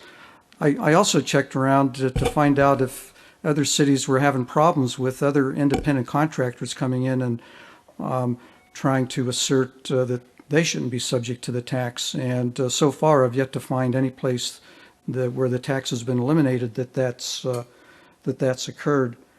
And the other thing I've heard, but I don't have any documentation on, but I've heard that a number of the cities that show up on the survey list that supposedly are collecting the tax, they actually don't collect it. It's just on their books. It's just like, I think our tax was on the books until about 2003, and we really didn't start collecting it until the state started providing 1099 information to the city, so the city wasn't going after it. So it had been our books for quite a few years. And the other thing that I've heard the question asked is, well, what's the big deal? These realtors make these huge commissions on $1 million home sales, and why shouldn't they pay $150? And that really isn't the issue, in my opinion. It begs the question as to why we're charging the tax, and that's what we should look at: is the tax fair? Is it something we should be charging, and should we be discriminating against this particular group, and not look at how much money they're making or not making? So along with Councilman Curry, I'm inclined to move ahead and amend our ordinance. How are we discriminating against them? I mean, why are we discriminating against everyone that we charge a business license, or is it just this unique group that we discriminate against?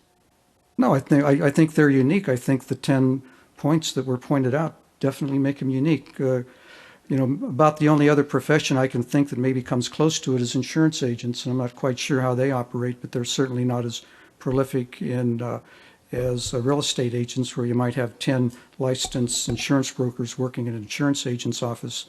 So I think they're a unique class. Councilman Petros. Thank you, Mayor Hill. I too want to thank you, Councilman Selch, for bringing this forward, and I do think it's time a good time for us to at least continue this discussion.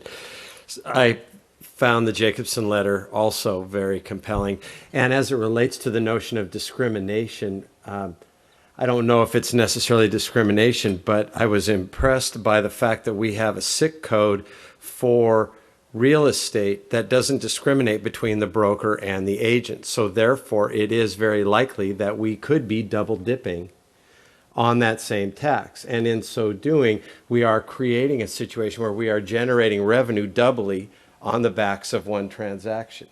And that I find to rise to the occasion of being discriminatory. Furthermore, I also think that it's interesting that by virtue of the classification of revenue filings, the Schedule C, it almost sounds like the real estate agent has been painted with a broom. And from that immediate designation, every other logical thing follows. And as a result, they become an independent contractor. I think that it is a good time for us to look at this, and I'm looking forward to the staff report as it moves forward. All right. Councilman Hinn. Yeah, so I have a concern about the broker of record here. As I understood your answer to my prior question, the broker of record would pay, in effect, the same tax as a real estate salesperson. That is correct. Okay. And so how do we determine business license charges for businesses that have lots of employees? How is that determined?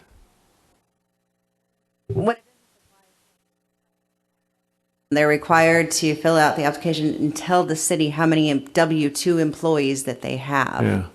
So for one business, that they'll pay a flat rate, and then they'll pay either $8 an employee or $16 per employee. So we can't have it both ways here. So if a broker of record, if the agents that are affiliated with a broker of record who has his office here in Newport Beach, if we go the direction that we're not going to consider those agents as independent contractors, then by extension of logic, that broker of record should be taxed on the basis of those people, those agents that have nexus to his office. That is correct. And so I'm not interested in changing the regulation here until we cover that end of things, until we see how staff might revise this situation so that if we provide relief to the individual agent, that we do get the correct treatment of the broker of record. And I'd be interested in how other cities deal with brokers of record in terms of their business license tax. And so I think it's fine that we come back with more information on this and consider the change to the salespersons, but I want to make sure that comes back with a complete recommendation about how to deal with this. Mr. Mayor? Yes. Within your survey, there were some other cities that were identified, Beverly Hills, Pasadena, a couple of others. Do any of those cities use the system that Councilman Henn was There were speaking 3 about? cities in there that give the broker the option to either pay on behalf of their agent as an employee, and if they choose not to do so, then the city charges them as an independent contractor. Okay. Beverly Hills was a more unique city. The broker is responsible for paying a percentage based on the agent's commission. Okay. So depending on how much the agent received in commissions, that's what the tax rate was based on. Okay. And then a question for the city attorney. Being a local governmental agency, we should closely hew with the state and federal law. So the fact that the IRS considers them independent contractors, then in effect we're ruling that they're not independent contractors. How does that kind of square up?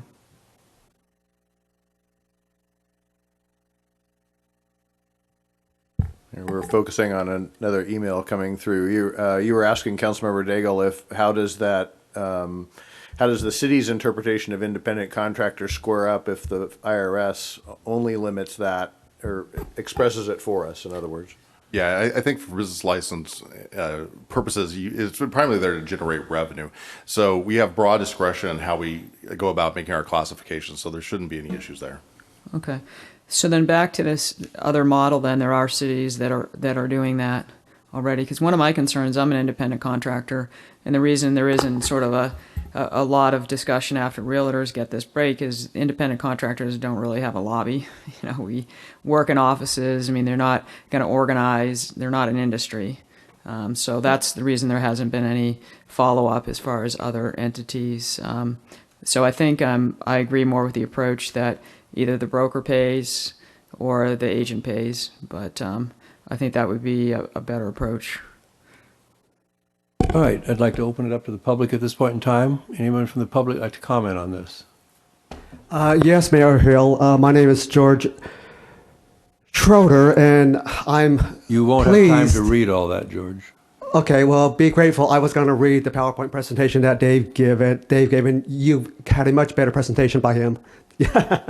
Anyways, I will tell you that I'm going to dial this down. I'm going to dial it down to about 3 because I was ready to go out about 10. So based upon what I've heard from my council, from our council, I feel that we're working in the right direction. I'll just answer a question that Councilman Henn asked. I'll answer it directly. What do we take from the broker of record who actually owns the business and the agents who work there, who work under him, who truly are not independent contractors? Because if they take any money from a member of the public, like all of the other independent contractors who work at our homes that you give them cash, they put it in their pocket, realtors can't do it. If they do, they lose their license. Okay, so the broker of record pays $160. The 150 agents that work there, okay, if that office was in Orange, the business license fee for one broker is $65. One broker, one salesperson, $75. One broker with 2 or more salespeople, don't have my glasses, I think it's $85 a year. So a office with 150 agents in Orange is $95 a year. An office with 150 agents in the city of Newport Beach, $24,000 a year. Okay, nowhere is any real estate firm anywhere in Orange County paying that at all. Okay, and the fact that a 23-year-old brand new licensee who has a salesman's license, who can't do anything with that license but go and put it at a broker's office and work under him and be supervised for him, has to pay the same fee as the multi-million-dollar businesses, the $160 fee. There's no equity here. When Councilmember Gardner said it's just principle, no, it's just fair. It's fair and reasonable. Okay, I will tell you, do not give realtors a break. If this is modified, what should happen is what happens with every other business in town. The owner of the business fills out his license application and pays $160, and then they ask him, how many people work at your location? And then there should be a fee charged for the individuals that work there. And, so here I have a petition that says, by law, licensed sales agents are not permitted to collect any money directly. By law, the agent on all contracts is the employing broker. The broker is a business and is required to pay the business license tax. This is appropriate, fair, and reasonable. We ask that the current city council change the policy to reflect the reality that licensees working under an employing broker are not independent businesses, and that they be exempted from being required to pay the business license tax. This started yesterday afternoon. I have probably about 10 pages, 18 signatures each, and there are 2 more out there. Lastly, I just want to give you a packet that you can look at that supports why we are not independent businesses and should be treated like every other business in town. All right, thank you. Are there any other individuals that would like to speak on this topic? Thank you, George.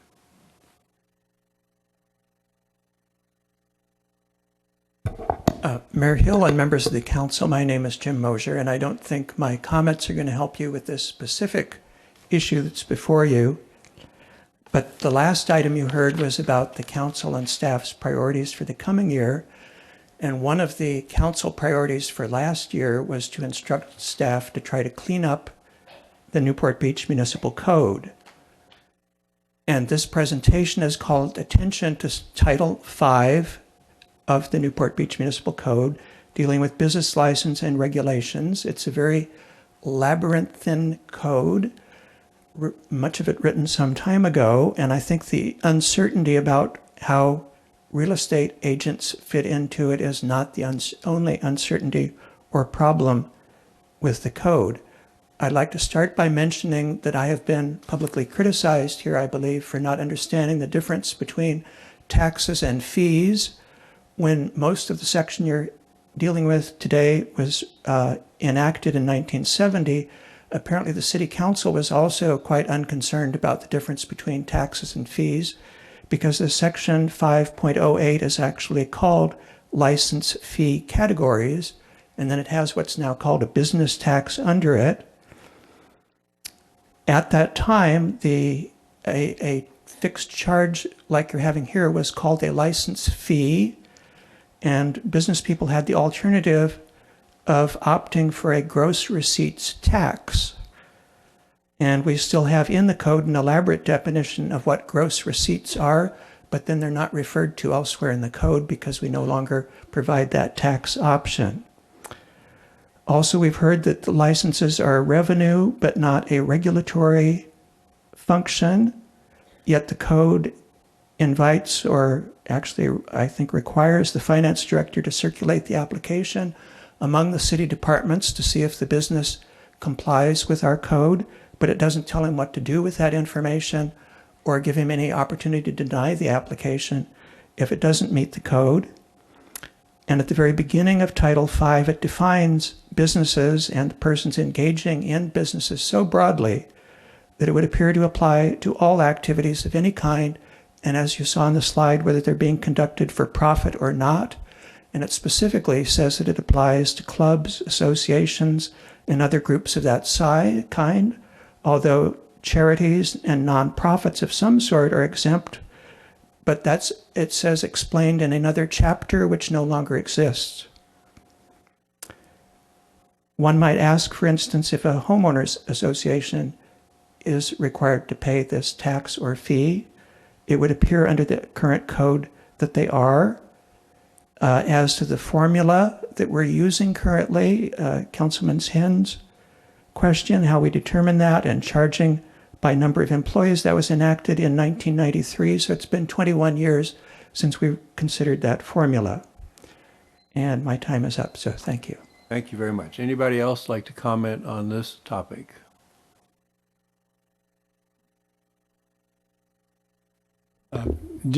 Council people, I'd like to make two clarifications on the presentation that was made by Dave Gurley. My name is Craig Batley, and I've been a real estate broker since 1977. I can speak from experience that in the Business and Professions Code, real estate agents have no rights whatsoever under law to collect any money or conduct any business independently from the broker. Furthermore, most real estate brokers have agents signed an HR manual, policies and procedures defining their scope of employment, if you will, at the agency. And I might make one other clarification. The average, I think the average years ago, still pretty much true, the average real estate agent in the state of California makes an average of about $35,000 a year. They don't make that much money. A few people in Newport Beach and other areas make a lot of money, but most of them don't. And I think that it's pretty well established that because the restrictions in the Business and Professions Code in the state of California, the independent contractor status of an agent is extremely limited and controlled by the broker as an employee. Thank you. Any further comments from the public? All right, then I'll bring it back to the council for a final round of comments. Before I do that, I would ask staff, what are you looking for from us? I think I'm getting it, but some direction to bring back a revision to this section of the code that would exempt agents, along with some research backing that up. But and it would be proposed to you in that manner. You could accept it or vote it down. Yeah, I might comment that I've had experiences as an architect having individuals that we have declared as independent contractors, and we felt that because they were paid in a lump sum, because they were brought in solely for a project, and we tried to meet all the requirements. And every time we had an audit, the state ruled that they were not independent contractors, and so. My philosophy is that real estate agents, because of the conditions that we've seen, are truly not independent contractors. Further council comment? Yes. Oh, go ahead. In response to Councilman Hen's comments, and I guess some other comments, I'm just going to read real quick what Huntington Beach did in their code because it's pretty simple. They said persons licensed by the California Department of Real Estate and having their license placed with a broker licensed by the California Department of Real Estate for the purposes of supervision and control as required by state law shall not be subject to taxation under this title if their broker pays the tax in accordance with the provision of this title and includes the real estate agent as one of its employees for the purpose of any computation of the tax. So basically, the broker pays the base fee, and then for every agent that's in that agency, there's an employee tax that's paid. Yeah, so that's my point. I'm not going to vote for any change to the taxation of individual salespeople unless I understand how the broker of record will be dealt with for taxation. Fair. Let me just ask staff, are we pretty clear on what we'd bring back? Okay, heads nodding. Thank you. I have one more comment, I guess. Yeah, I would just say, I think Mr. Schroeder had it right. And I don't think, Mr. Henn, there's a lot of objection to that approach, given that we treat them the way other companies treat employees for purposes of this computation. But I think the fundamental fairness of the issue is such that now is the time for us to address this issue and make a change and exempt these employees for, if you look at the comparative numbers that were shown on a brokerage in Orange versus a brokerage here and the revenue generated from that, I think there is a fundamental unfairness. And I think it's time for us to address that unfairness here in Newport Beach. All right. We'll move on to public comments. Public comments are invited on study session and regular agenda, meeting agenda items, closed session items, and non-agenda items generally considered to be within the subject matter jurisdiction of the City Council. Speakers must limit comments to 3 minutes. Before speaking, please state your name for the record. Are there any public comments? could you please come to the podium? We have people at home that can't hear you if you're shouting from the rafters. My name is Paul Dulcus. I'm with Berkshire Hathaway Real Estate. I just think that it's so important to know that this room is more than half full of real estate agents. Some do better than others, some don't. That's how supportive we are in this program to try and make sure that we are not taxed in that form. Thank you very much. Any further comments from the public on items in closed session? Thank you, Mayor Hill and members of the council. My name is Jim Mosier. The city manager earlier made a comment on my comment, so I think I have a right to say something. I very much appreciate what he said, that the city staff is responsive to what they feel are requests made to them from the community. Sometimes they even respond to requests I make that are not through an official channel, and I appreciate that. But I'm not sure that's the best way to run a government, because we are then dedicating resources to one individual request. And although I appreciate their sensitivity and how well they attempt to respond to community input, when we have a city charter that says that the people request the presence of a Parks, Beach, and Recreation Commission, for instance, for the purpose of advising the city council on all matters having to do with parks and recreation, I think the staff, rather than responding directly to my request or anybody else's, has a responsibility to see that that request is properly vetted through that commission that exists for that purpose before the recommendation goes directly to you. So that's the other side of at least where I'm coming from on that.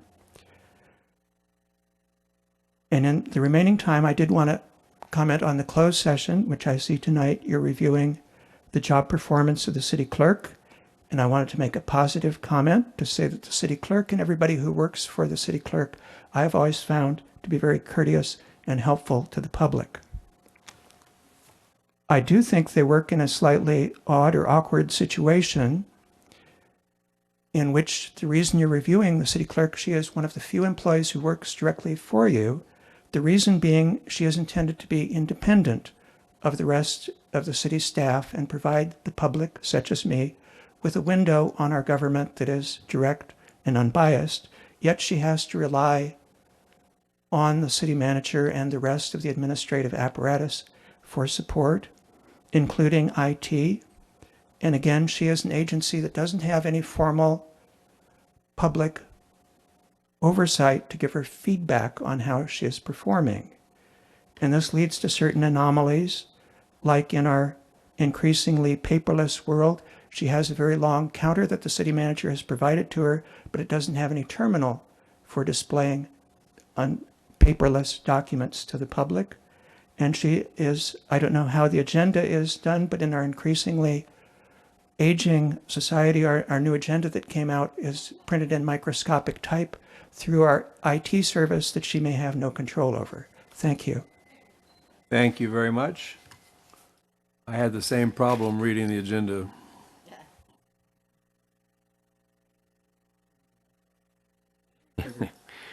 Any further public comments?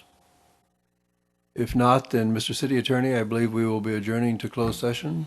That's correct, Mayor Hill. The City Council will adjourn to closed session, discuss those items set forth on the irregular agenda under item 2A through C, which includes the following: meeting to discuss the performance of City Clerk Lalani Brown, meeting with labor negotiator Mike Ken regarding the City Clerk Lalani Brown's compensation, as well as meeting with labor negotiators Dave Kiff and Terry Cassidy in regards to labor negotiations with all represented employees. Thank you. We stand adjourned until 7 p.m.